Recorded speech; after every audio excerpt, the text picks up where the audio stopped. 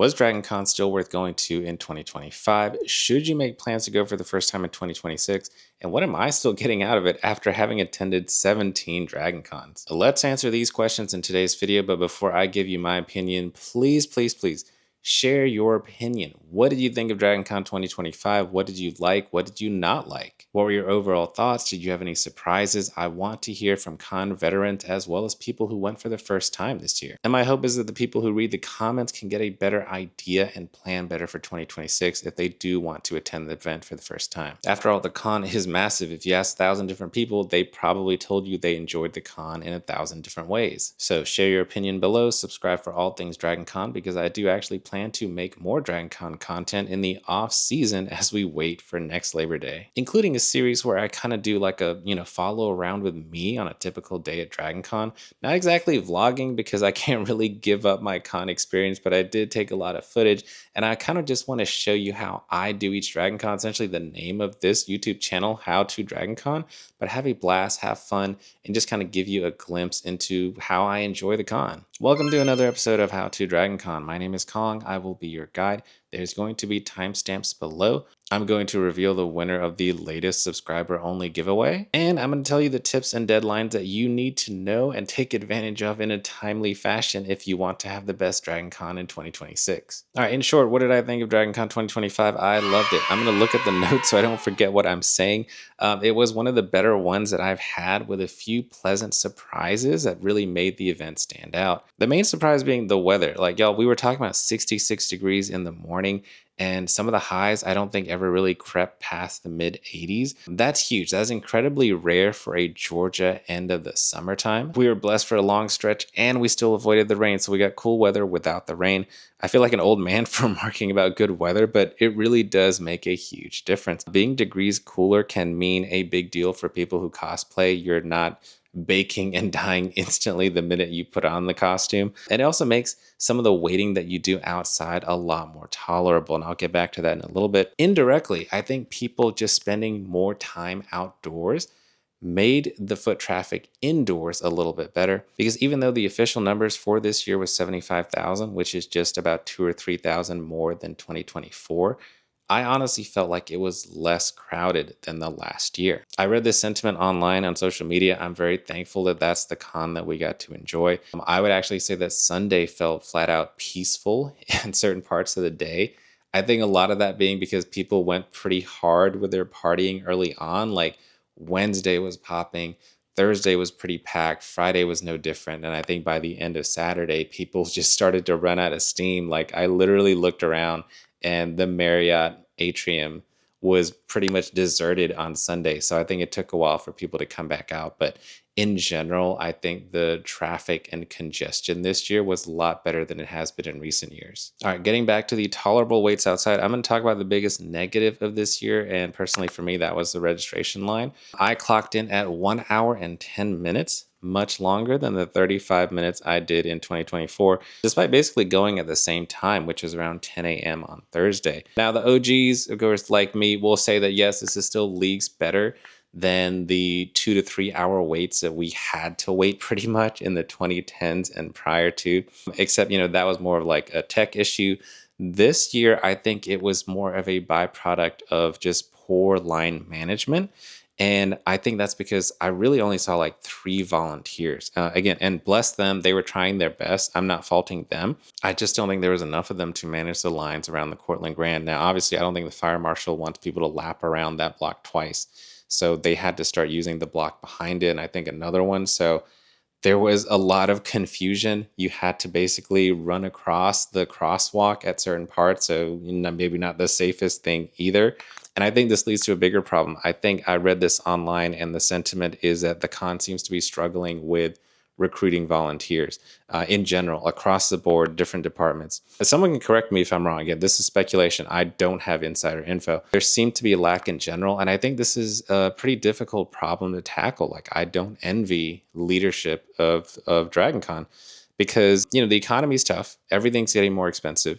I think a lot of people have dropped off from attending DragonCon because it is a discretionary, spend item. It's a very expensive but fun weekend. And the people that drop off, of course, include a certain number of volunteers.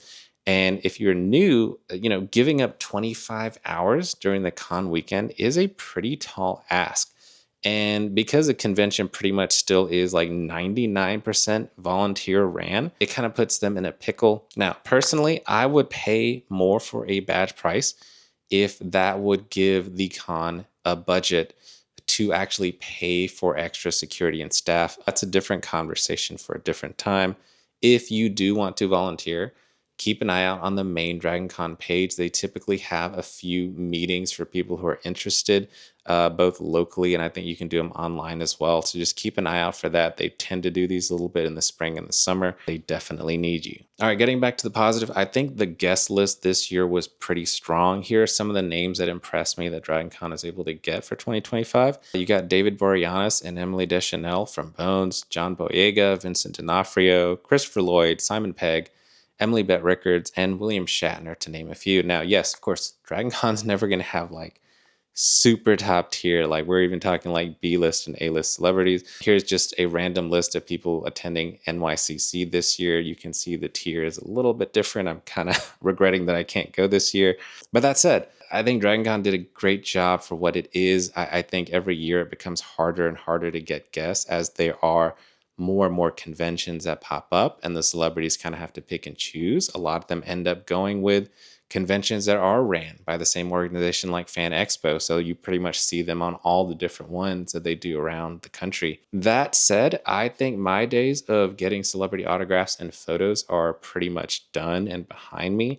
Not only have I been going to enough cons over the last like decade and a half to pretty much meet everyone that I would want to meet, I just think at this point, the price to happiness ratio is no longer worth it for me, right? And even though I am in a better financial situation than I was back when I started going to the con in 2008, 2009, I was a broke student. I had no business paying hundreds of dollars to photo ops. It's something that I could do now. But I did do a loop in the Walk of Fame, and I saw that $60 for a selfie at the table was the norm. And that's just not something that I wanted to fork over at this point. I would rather have that money for food. I would rather have that money to buy drinks with my friends and walk around the con. I would rather spend that money in the artist alley, paying a small business owner. And that's exactly what I did. Speaking of which, the artist alley, and by extension, parts of the vendor hall, especially that top level, which I think is called the Comics and Pop Art Expo or level, everyone in there was amazing. That's usually my favorite part of the con. I spent a lot of my con hours in those two places. I would especially recommend the Artist Alley. Again, if you're new or you've been going to Dragon Con for a while and you haven't been there yet, the Artist Alley is usually on one of the lower levels of the Hyatt. It is one of my favorite parts. It requires much less of a wait. In fact, there was no wait when I went, and I think it was Sunday. And it's basically like a mini museum of sorts. And some of the absolute best works that are there are on display. So they still have tables with the artists, and y'all, this is like the cream of the crop of the artists. Like every single person in there was amazing. I'd recommend doing something like putting on headphones and just spending a time and spending a day like you're at the museum and just kind of walk through the art slowly, really take it in. And if you have the budget, like place a bid on some of the one-of-a-kind pieces that are for charity. I actually know some friends that ended up winning some, and I was like, man, that's something, I hope I can do one of these days. And here's a pro tip for the vendor hall. Okay, 2 tips. First, number 1, just accept that the line to get into the vendor hall is going to be long no matter when you go, especially if it's Friday, Saturday, Sunday. Now, Monday is the day to go if you want the least amount of wait time possible. And the problem is, though, a lot of the artists have sold out of some of their stuff. Some of them pack up early. So you may be kind of in a rush to do it on Monday. But here's pro tip number 2. If you go on the other 3 days, I would say go first thing in the morning. And I mean, really like line up by 9 a.m. That's what we did. And I say this because, yes, you will be basically waiting for an hour and it's not even open yet. But the good thing is when the doors do open, that line is going to be flowing. Like you're among the first few hundred or maybe like 1,000 people to get in. So they're not at capacity yet. It's going to keep flowing. You're going to get to go in for the time that you wait. Versus if you go later in the day, one, you're still going to wait the same amount of time. You'll probably be in line at least an hour. The problem is there could be backlogs, right? There is a capacity limit. And I saw it even when I was leaving later in the afternoon. They were just stopping people. They were not letting any more people in until a certain number had come out.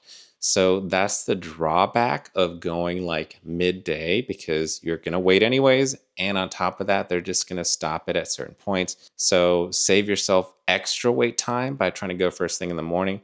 Another thing that I have had success with in the past is if you just go before it closes. So maybe like 5 o'clock, I think that gives you like 2 hours to really rush through it. Again, I wouldn't recommend that. I would probably just do the first thing in the morning.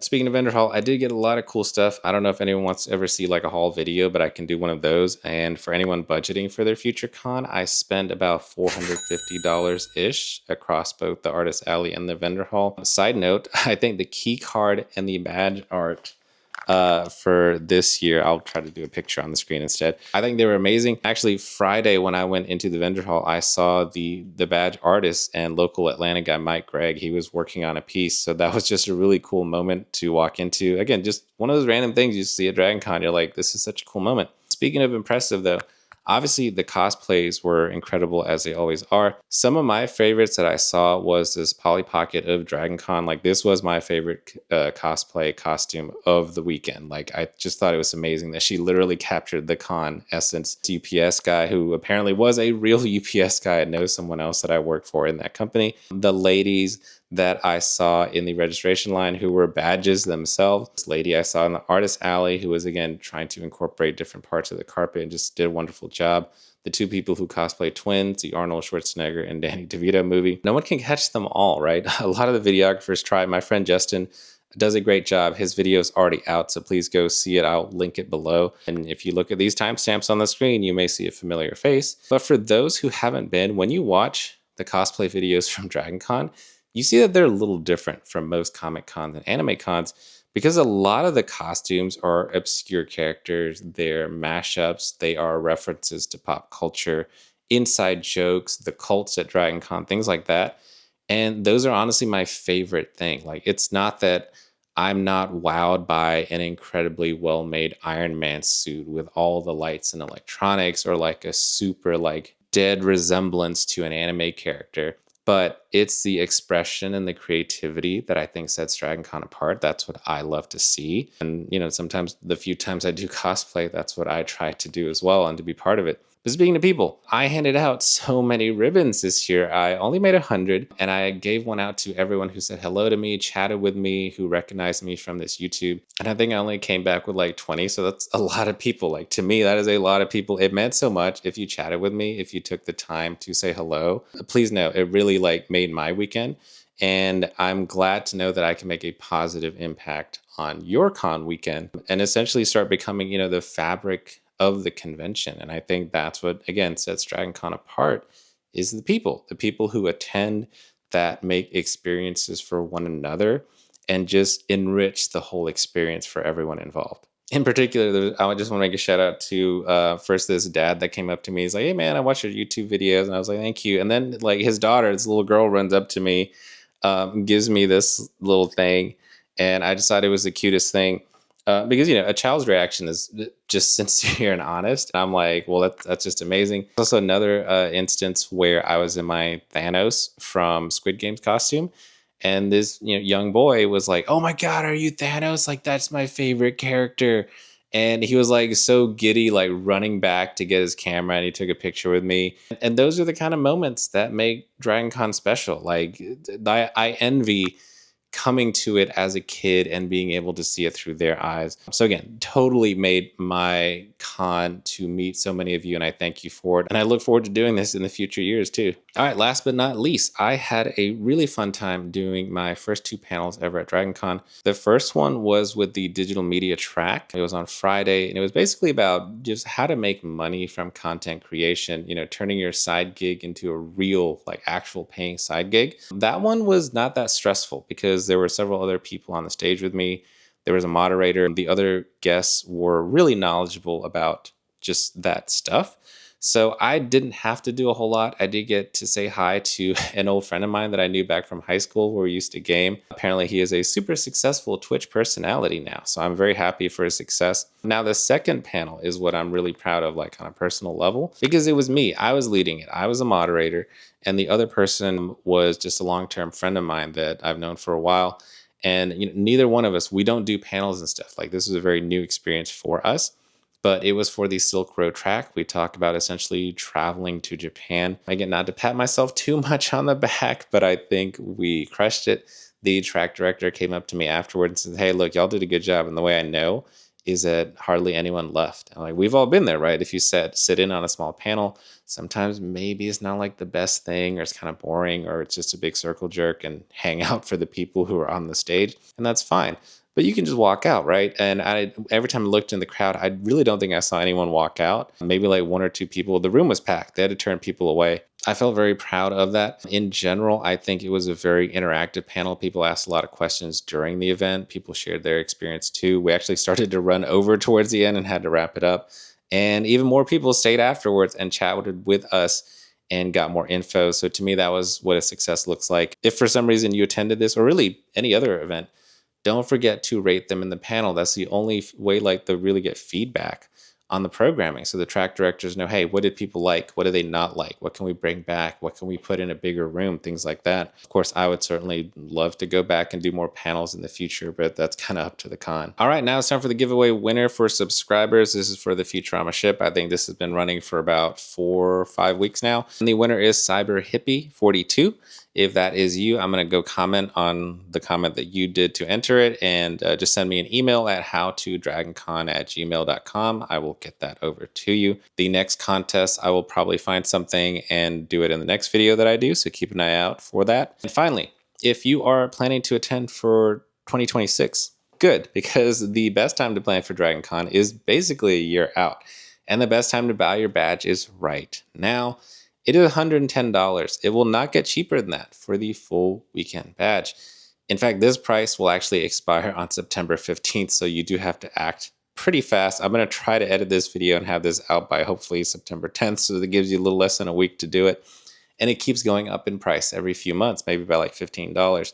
So if you know for a fact you're going, just go ahead and buy it now. It's cheaper to get it now than paying for, I think, even 2 single days based on some of the prices from this past year. And more importantly, keep a lookout for hotel drops, okay? So first of all, don't even try for Hilton and Hyatt. Those are legacy only, fully legacy only. If you haven't had a room with them in the past, you're not going to get them. However, the Marriott, the Westin, and a lot of the overflow hotels release blocks of rooms for new people. The best resource you could possibly have is not actually the DragonCon main page. It is the DragonCon Rooms Facebook page. There is going to be a main thread for each hotel. It'll tell you when they go on sale. It'll give you tips and tricks. That is your best chance, because I've always argued the hardest part about going DragonCon is getting a room, either because there's such a limited number, they go really quick when they're released, or like I said, some of the hotels aren't even selling rooms really to newcomers and the public, right? So you want to give yourself as many opportunities as you can by trying to go for different ones.